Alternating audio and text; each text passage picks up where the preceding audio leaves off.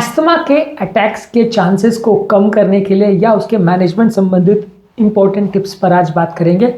Asthma की बीमारी यानी जो श्वास फूलने का, दमे का प्रॉब्लम होता है, वो काफ़ी कॉमन प्रॉब्लम है, लेकिन एस्थमा का अटैक्स एक डेंजरस सिचुएशन होती है जिसमें पेशेंट की जान का खतरा हो सकता है। इससे संबंधित कुछ इंपॉर्टेंट टिप्स पर आज आपको हम बताएंगे ताकि आप एस्थमा के अटैक से खुद को बचा सकें और उनकी फ्रीक्वेंसी को कम कर सकें और उनके अटैक्स के दौरान चीज़ों को बेटर वे में मैनेज कर सकें। टॉपिक पर जाने से पहले जो लोग हमारे चैनल पर नए हैं उन्हें रिक्वेस्ट करूँगा कि चैनल को सब्सक्राइब करें, वीडियोस को लाइक करें, शेयर करें, फॉलो करें, कमेंट करें, पूरा देखें। सबसे पहले ज़रूरी है कि एस्थमा के लिए सारे घर वालों को और पेशेंट को एस्थमा का प्रॉपर एक्शन प्लान पता होना चाहिए। घर पर प्रॉपर इनहेलर्स की सप्लाई होनी चाहिए, घर पर एक्स्ट्रा इनहेलर्स भी होने चाहिए ताकि इमरजेंसी में कोई ख़त्म ना हो जाए। इनहेलर्स को यूज़ करने का टेक्निक, नेबुलाइजर मशीन, ये सारी चीज़ें घर पर अगर अवेलेबल है तो ज़्यादा चांसेस है कि आपको उतनी ज़्यादा प्रॉब्लम नहीं आएगी और हॉस्पिटल एटलीस्ट पहुँचने से पहले आप अपने पेशेंट को ठीक ठाक ट्रीटमेंट दे पाएंगे। यदि प्रॉपर एक्शन प्लान नहीं हो और घर के सारे मेंबर्स को इसको डील करना तरीका नहीं पता हो तो प्रॉब्लम्स होने का चांस बढ़ जाता है, आपकी हेल्थ बिगड़ने का चांस बढ़ जाता है। तो इसलिए एस्थमा के सारे पेशेंट्स को, अपने परिवार वालों को भी प्रॉपर इसको डील करना और इमरजेंसी को कैसे मैनेज करना ये पता होना चाहिए। यदि ये चीज़ें घर में एक आध ही व्यक्ति को पता है या सिर्फ पेशेंट को पता है तो कई बार दिक्कत हो सकती है, क्योंकि पेशेंट कई बार सडन एस्थमा के सीवियर अटैक में इनहेलर ना यूज़ कर पाए, अनकॉन्शियस हो जाए, तो वैसे केस में फिर उसको संभालना या मैनेज करना मुश्किल हो जाता है। तो घर वालों को क्या मैनेज करना है, कैसे मैनेज करना है, हॉस्पिटल लेके जाना है तो कहाँ लेके जाना है, कहाँ सारी फैसिलिटी है, ये सारी चीज़ों के बारे में इमरजेंसी की पूरी तैयारी होनी चाहिए। यदि इस मामले में आपकी तैयारी अधूरी है तो प्रॉब्लम ज़्यादा होंगी। अगला इंपॉर्टेंट जो टिप है वो आपको फॉलो करना है कि आपकी जो भी दवाएँ हैं उसको रेगुलर बेसिस पे लेते रहें। काफ़ी केसेस में एस्थमा अटैक्स तब ट्रिगर होते हैं जब आपकी जो लॉन्ग एक्टिंग मेडिसिन है उनको आप बंद कर देते हैं। ज़्यादातर लोगों के साथ ये होता है कि जब उनको ठीक लगने लगता है, उनको प्रॉब्लम्स कम होती है तो अपनी सारी दवाइयाँ बंद करके बैठ जाते हैं। उनको लगता है कि जब कोई प्रॉब्लम नहीं है तो दवा लेके फ़ायदा क्या है, इसको लेने से कुछ फ़ायदा नहीं होने वाला, छोड़ दो। तो इस चक्कर में उनकी कंडीशन अक्सर कई बार बिगड़ जाती है। इसलिए ज़्यादातर पेशेंट को जो भी मेडिसिन प्रिस्क्राइब करी गई है वो लेनी चाहिए, और अगर बंद या कम करना भी है तो डॉक्टर से पूछ के डिस्कस करके उसके बाद ही करें, वो भी तब जबकि एस्थमा के अटैक की फ्रीक्वेंसी काफ़ी कम हो गई तो ही करें तो अच्छा है। इसके अलावा जो अटैक के लिए इंपॉर्टेंट ट्रिगर्स हैं जैसे धूल है, मिट्टी है, पोल्यूटेंट्स है, जानवरों के बाल वगैरह है, स्मोक है, ये सारी चीज़ों से आप बचें। अलग अलग तरह की कई बार स्मोक या अलग अलग तरह की कई बार जो फ्लेवर्स या जो एयर्स है या जो स्मेल्स है, इससे भी कई बार, ओडर से भी कई बार आपको एस्थमा का अटैक आ सकता है। तो किस व्यक्ति को कौन से अटैक की चीज़ें हैं उसको आइडेंटिफाई करिए कि इस पर्टिकुलर व्यक्ति को ये चीज़ों से अटैक आता है और उनसे दूर रखिए पेशेंट को, नहीं तो अटैक्स बार बार आते रहेंगे और आपको इनहेलर्स बार बार यूज़ करना पड़ेगा, अननेसेसरी पैनिक क्रिएट होगा। तो एस्थमा के अटैक्स के आइडेंटिफाई करिए ट्रिगर्स को और उनसे बचें। अगला इंपॉर्टेंट आपके लिए टिप ये है कि हेल्दी एनवायरनमेंट मेंटेन करिए। घर पर एयर प्यूरीफायर्स और फिल्टर्स वगैरह रखिए। घर पर बहुत ज़्यादा धूल, मिट्टी या डस्ट, इस तरह की चीज़ें नहीं आनी चाहिए। घर पर कोई स्मोकिंग भी नहीं करना चाहिए, क्योंकि सेकेंड हैंड स्मोक यानी दूसरों की हुई स्मोकिंग में जो पोल्यूटेंट्स या पार्टिकल्स हैं आप इनहेल कर लेते हो, उससे भी हेल्थ बिगड़ सकती है। तो एस्थमा के पेशेंट्स को ये कोशिश करनी चाहिए कि ये सेकेंड हैंड स्मोक का भी एक्सपोजर ना हो, घर पर कोई स्मोकिंग ना करे, आसपास कोई धूल मिट्टी का या पोल्यूटेंट्स का वातावरण ना हो। जब आप घर भी लें या घर भी सिलेक्ट करें या जो एरिया आप सिलेक्ट करो वहाँ पे भी थोड़ा चॉइस रखिए कि वहाँ पे बहुत ज़्यादा एनवायरमेंटल पोल्यूटेंट्स ना हो। कई बार आप इसको इग्नोर करते हैं और फैक्ट्री के बिल्कुल पास में घर ले लेते हैं तो फिर लोगों की हेल्थ बिगड़ जाती है। इसके अलावा आपकी ब्रीदिंग पैटर्न्स को प्रॉपरली मॉनिटर करिए। यदि किसी व्यक्ति की नॉर्मल से थोड़ी ज़्यादा सांस चल रही है या ऐसा लग रहा है आपको कि एस्थमा का अटैक आने का चांस है, तो पहले ही आपके इनहेलर्स या स्टेरॉइड जो भी आपको चल रहे हैं मेडिसिन, उनको यूज़ करना चालू कर दीजिए, डॉक्टर को दिखाना चालू कर दीजिए। यदि रेस्पिरेटरी पैटर्न में किसी की भी प्रॉब्लम आ रही है तो पहले से उसको आइडेंटिफाई करना अच्छा है। इसके लिए ज़रूरी है कि आप ब्रीदिंग पैटर्न को प्रॉपरली मॉनिटर करें। यदि आपका ध्यान उस पर रहेगा तभी आप इस चीज़ों को मिस नहीं करेंगे। यदि आप इन चीज़ों को इग्नोर करेंगे तो हेल्थ बिगड़ सकती है। इसके अलावा आप एस्थमा के अटैक से बचने के लिए अपनी एक हेल्दी लाइफस्टाइल मेंटेन करिए।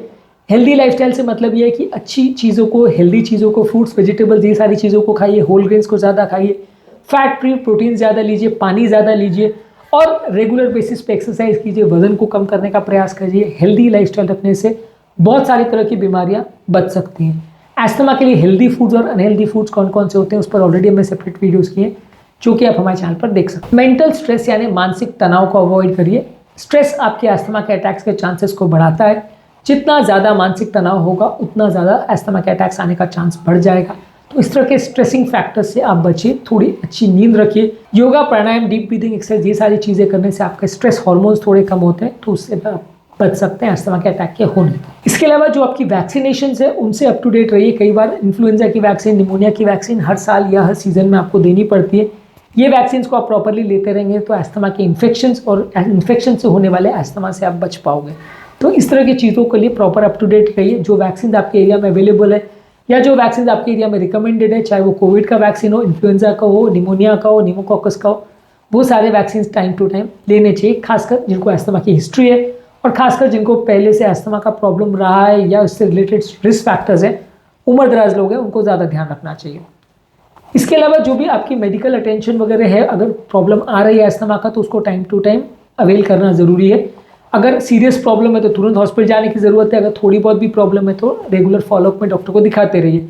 यदि आप रेगुलरली डॉक्टर को दिखाते रहेंगे तो बड़े अटैक्स होने का चांस कंपेरेटिवली कम होगा।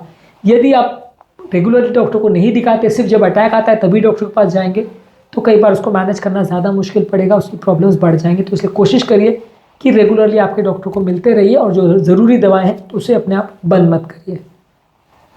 नेक्स्ट इंपॉर्टेंट टिप है कि इमरजेंसी के मैनेजमेंट के लिए सारी दवाइयाँ रेडी होनी चाहिए और उसका किट एक्स्ट्रा भी सप्लाई अवेलेबल होना चाहिए, ताकि जब कभी इमरजेंसी आए तो उसे प्रॉपरली मैनेज किया जा सके।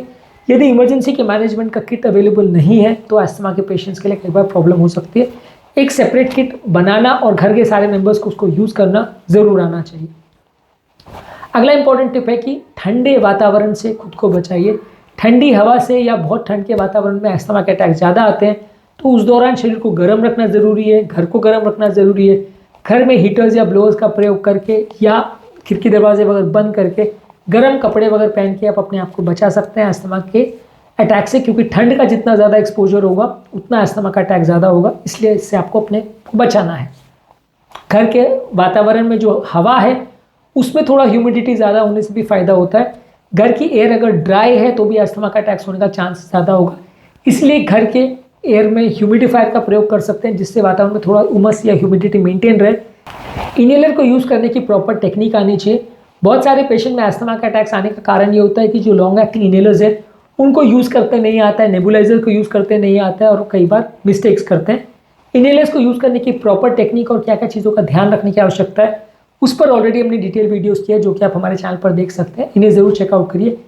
कई बार गलत तरह से इनहेलर यूज़ करना आपके लिए काफ़ी अनहेल्दी हो जाता है। कोई भी अगर आपको मेडिकल प्रॉब्लम लग रही है तो आपकी हेल्थ केयर प्रोफेशनल और टीम के साथ उसको डिस्कस करें, डील करें और जो भी प्रॉब्लम्स है उसका सही समय पर सही तरह से निवारण करिए, नहीं तो लॉन्ग टर्म प्रॉब्लम्स बढ़ जाएंगी। तो इसलिए आपकी हेल्थ केयर टीम के साथ जो भी प्रॉब्लम्स है उसको डिस्कस करिए। घर के अंदर का जो एयर क्वालिटी और वातावरण है उसको प्रॉपर्ली मेंटेन करिए। आजकल एयर क्वालिटी एनालाइज करने के लिए और उसको इम्प्रोवाइज करने के लिए बड़े बड़े मशीन्स आने लग गई हैं। अगर आप अफोर्ड कर सकते हैं तो ये सारी चीज़ों को यूज़ कर सकते हैं। कई बार पिलोज में और कई बार वैक्यूम क्लीनर्स वगैरह को यूज़ करने के दौरान धूल जब उड़ती है, गद्दों वगैरह में कई बार धूल रहती है, ये सारी चीज़ों से भी कई बार अस्थमा का अटैक आ सकता है। तो इनको प्रॉपर सफाई करिए, रेगुलर झड़काइए, रेगुलर वैक्यूम क्लीन करिए ताकि गद्दों में, तकियों में बहुत ज़्यादा धूल ना रहे, घर के वातावरण में बहुत ज़्यादा धूल और डस्ट नहीं हो। और कोशिश करिए कि जिनको जानवरों से या पेट्स के बालों से एलर्जी है तो वैसे घरों में जानवरों को ना पालें या उनके संपर्क में ना आए, नहीं तो आपके अस्थमा का अटैक बढ़ जाएगा। इसके अलावा ज़रूरी है कि आप एलर्जिक टेस्टिंग या इम्यूनोथेरेपी कराइए। अगर आपको अस्थमा का अटैक का प्रॉब्लम है, कोई पर्टिकुलर एलर्जन से आपको अस्थमा आता है तो उसको ढूंढना और उससे बचना ज़रूरी है। इम्यूनोथेरेपी करने से हर पेशेंट ठीक हो जाएगा ऐसा नहीं है, पर डेफिनेटली इसको ट्राई करना चाहिए। काफ़ी लोगों के अस्थमा के अटैक्स इससे बच जाते हैं और उनको प्रॉब्लम्स कम हो जाती है। तो जो भी चीज़ों से आपको एलर्जी हो रही है उसको आइडेंटिफाई करिए, प्रॉपर इम्यूनोथेरेपी करिए और उससे बचने का प्रयास करिए, ताकि लॉन्ग टर्म अस्थमा के अटैक्स की फ्रीक्वेंसी कम हो जाए और रोज़ रोज़ का ये झंझट खत्म हो जाए। उम्मीद करूँगा कि आज के टॉपिक में कुछ नई बातें जानने को मिली होगी। जो लोग हमारे चैनल पर नए हैं उन्हें रिक्वेस्ट करूँगा कि चैनल को सब्सक्राइब करें, वीडियोज़ को लाइक करें, शेयर करें, फॉलो करें, कमेंट करें, पूरा देखें।